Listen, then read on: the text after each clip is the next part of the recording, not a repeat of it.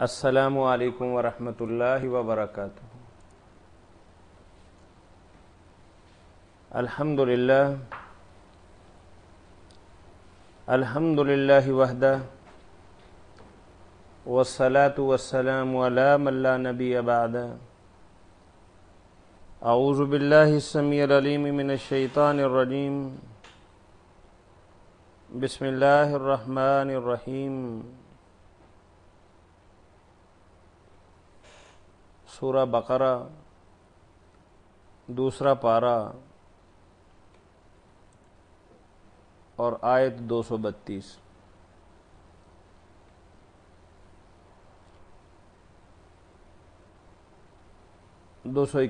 وَإِذَا طَلَّقْتُمُ النِّسَاءَ فَبَلَغْنَ أَجَلَهُنَّ فَلَا تَعْضُلُوهُنَّ أَن يَنكِحْنَ أَزْوَاجَهُنَّ إِذَا تَرَاضَوْا بَيْنَهُم بِالْمَعْرُوفِ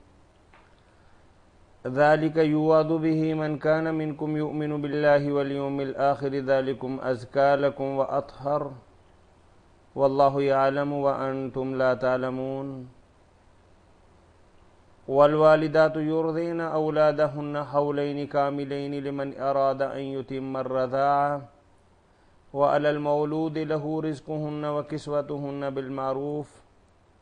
لا تكلف نفس إلا وسعها لا تضار والدة بولدها ولا مولود له بولده وعلى الوارث مثل ذلك فإن أرادا فصالا عن تراض منهما وتشاور فلا جناح عليهما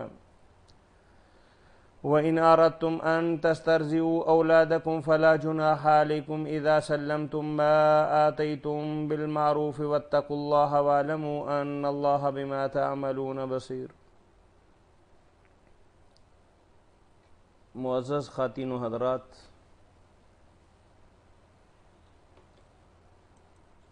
طلاق کے موضوع پر بات چل رہی ہے، اور ان آیات مبارکہ کے اندر بھی اللہ عز و جل اسی ذکر کو مکمل فرما رہے ہیں کہ چلے میاں ناراض ہو گیا، کوئی اسباب ایسے بن گئے، دونوں کا چلنا مشکل ہو گیا، آدمی نے یہ سوچا کہ اس سے جان چھڑا لیتے ہیں، طلاق دے دیتے ہیں، اور طلاق دے دی۔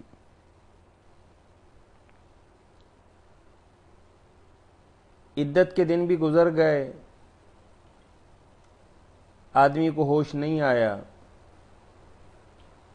لیکن عدت کے ایام گزر جانے کے بعد پھر ہوش ٹھکانے آئے، گھرداری کی ذمہ داریاں، کہاں پکا پکایا ملتا تھا اور کہاں خود پکانا پڑ رہا ہے، اور کہاں گھر کی ہر چیز سلیقے اور کرینے کے ساتھ رکھی اور سجی ہوئی ہے، اور کہاں گھر ہے کہ کباڑ خانہ بنا ہوا ہے۔ آدمی کو اپنے آپ کو سنبھالنا مشکل ہے، چاہے کہ بچے ہوں، والدین ہوں، چھوٹے بہن بھائی ہوں اور مہمان ہوں، ان کی خاطرداری اور ان کی مہمان نوازی اور ان کی خدمت ایک الگ مسئلہ۔ بہرحال عقل آ گئی، ہوش ٹھکانے آ گئے،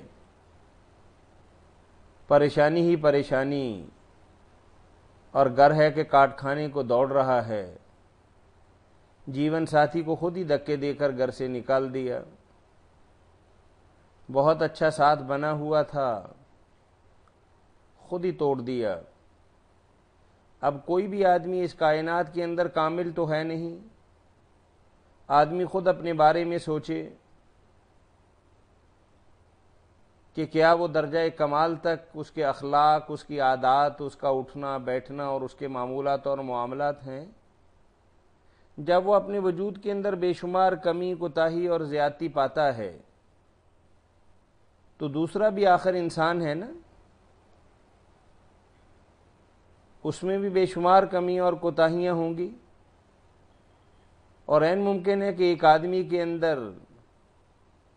مزاج کا تیز ہو، لیکن ایماندار ہو، ذمہ دار ہو،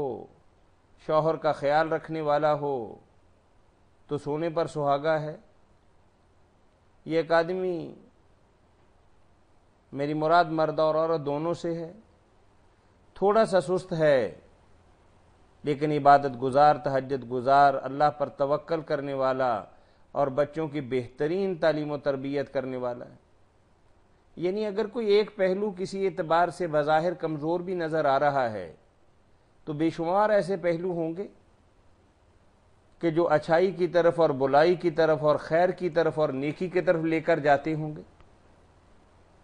تو ان حالات کے اندر انسان کو جب ہوش آ گئے، اب سوچتا ہے کہ یار وہی بیوی نئی کو کیا لانا ہے. اب 1 سے 2 4 5 برس گزر گئے، کسی حد تک مزاج آشنا ہو گئی، معاملات کو اور گھرداری کو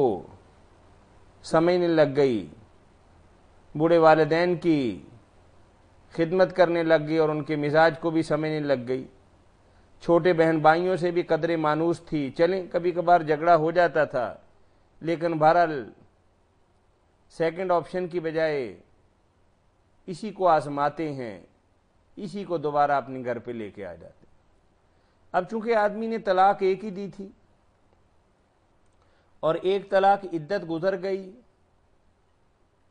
آدمی کسی وجہ سے رجوع نہ کر سکا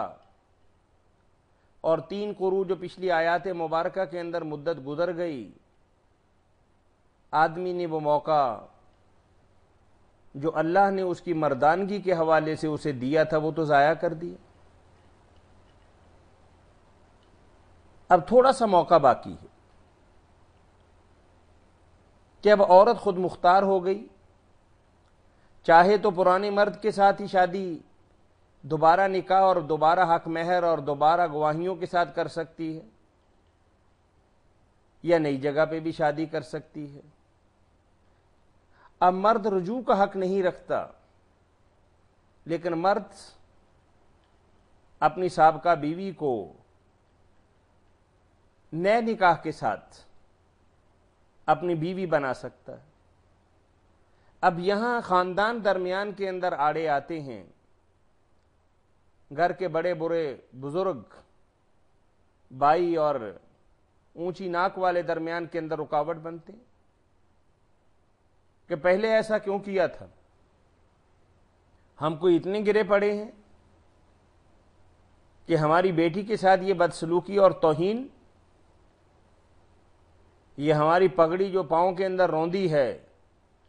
آپ دوبارہ کبھی بھی اسے اپنی بیٹی نہیں دیں گے. عورت چاہتی ہے کہ پہلے نئی جگہ پہ جائے گی، شاید اس کے مزاج اس سے بھی کھردرے اور خراب ہوں. اب عمر کا بھی حصہ گزر گیا، مطلقہ شمار ہوگی، خواہ عمر بہت زیادہ نہیں ہے، تو پہلے کے ساتھ ہی اگر نباہ ہو جائے اور اس کے ساتھ ہی دوبارہ سنجوگ بن جائے تو آسانی رہے گی. ایک صحابی جن کا نام معقل بن یسار ہے،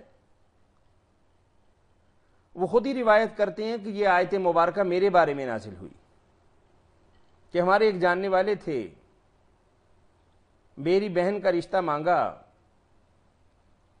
آدمی تو ہمارے برابر نہیں تھا،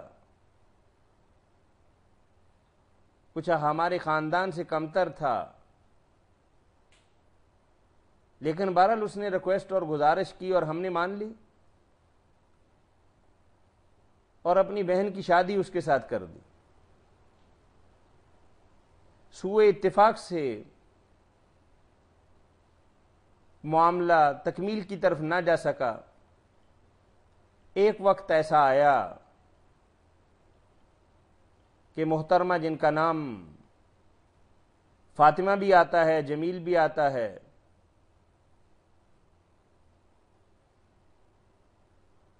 اس کے میاں نے اسے طلاق دے دی اور ایک ہی طلاق دی اور عدت کے دوران رجوع بھی نہ کیا. عدت کے دن گزر گئے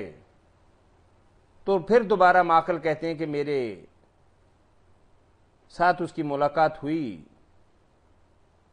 اور اس نے دوبارہ گزارش کی کہ میں تمہاری بہن کو بسانا چاہتا ہوں، اپنی سابقہ بیوی کو پھر بیوی بنانا چاہتا ہوں، اجازت اور گنجائش ہے کہ نیا نکاح، نیا مہر اور نئی گواہیوں کے ساتھ میں نکاح کر سکتا ہوں، کیونکہ میں نے تو ایک ہی طلاق دی تھی نا، اور ایک ہی طلاق اگر عدت کے دوران رجوع نہ کیا جائے تو بائن ہو جاتی ہے، مغلظ نہیں ہوتی۔ مغلظ اس طلاق کو کہتے ہیں جو تیسری طلاق ہو، اس کے بارے میں تو قرآن نے واضح الفاظ کے اندر حکم فرما دیا، حتی تنکح زوجا غیرہ۔ اب میرا اس کا معاملہ بن سکتا ہے، اور ماقل کہتے ہیں کہ میری بہن بھی یہ چاہتی تھی کہ ابو البداح جو اس کے میاں کا نام ہے دوبارہ سے اس کے گھر جا بسوں، لیکن میں ہی آڑے آ گیا کہ بھئی ہم گرے پڑے لوگ ہیں، ہماری کوئی عزت اور ہمارا کوئی احترام اور معاشرے کے اندر ہمارا کوئی وقار نہیں، تم نے کل طلاق دی، آج پھر آ گئے ہو، جاؤ اپنی بہن کی شادی تمہارے ساتھ نہیں کریں گے۔ وہ آدمی بھی میری منتیں کر رہا ہے اور میری بہن بھی اصرار کر رہی ہے کہ مجھے اس کے گھر رخصت کر دو، لیکن میں ہوں کہ مان نہیں رہا، تو اللہ وحدہ لا شریک نے آیات مبارکہ نازل کر دی۔ کبھی تم کون ہوتے ہو روکنے والے؟ اگر معاملہ اتنا ہی حساس تھا تو پھر سے میاں بیوی اگر یہ سمجھتے ہیں کہ آپس کے اندر وہ اپنی گاڑی کو بہتر طریقے سے چلا سکتے ہیں تو تمہیں دیوار نہیں بننا چاہیے، تمہیں روڑے نہیں اٹکانے چاہیے، تمہیں لیت و لال سے کام نہیں لینا چاہیے،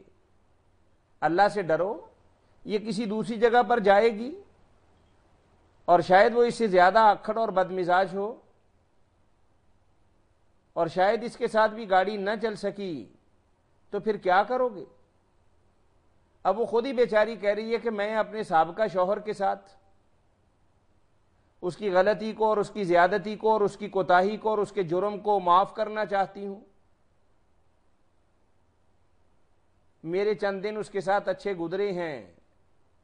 مزاج کا تھوڑا تیز اور تلخ ضرور ہے لیکن دل کا برا نہیں ہے، اگر اس نے زیادتی کی ہے تو اپنی زیادتی کی سزا بھی بھگت لی، دوبارہ پھر آپ کے در پہ آ گیا اور رشتہ مانگ رہا ہے تو میرا رشتہ اسے دے دیا جائے۔ تو حضرت ماقل کہتے ہیں کہ میں نے اسے بلا کر اپنی بہن کا رشتہ اس کے ہاتھ کے اندر تھما دیا کہ اللہ کی آیت کے بعد میرے لیے اب سوچو بچار کی گنجائش نہیں، اور میں نے حلف بھی اٹھایا تھا، میں نے قسم بھی کھائی تھی کہ میں اپنی بہن کا رشتہ تمہیں نہیں دوں گا،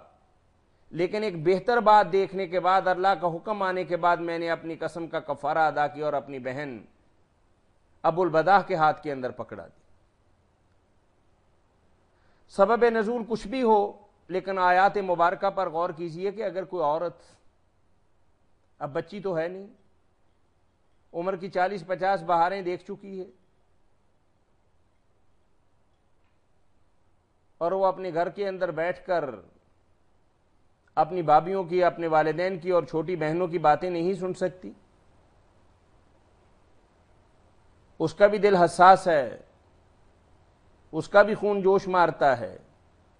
اس کی بھی خواہشات اور اس کے بھی ارادے اور اس کی بھی تمنائیں ہیں، کسی جگہ سے ایک مناسب رشتہ آ گیا اور تم اس مناسب رشتے کو بھی ٹھکرا رہے ہو کہ بھائی نہیں، پہلے ایک دفعہ طلاق ہو گئی، اب ہم نے کرنی نہیں، اپنے گھر پہ بٹھا رکھنا ہے۔ ہندوانہ رسم و رواج جو بعض برادریوں کے اندر بہت زیادہ ہے کہ بے شک بیٹی کو پہلے دن ہی طلاق ہوگی، دوبارہ اس کی شادی نہیں کرنی،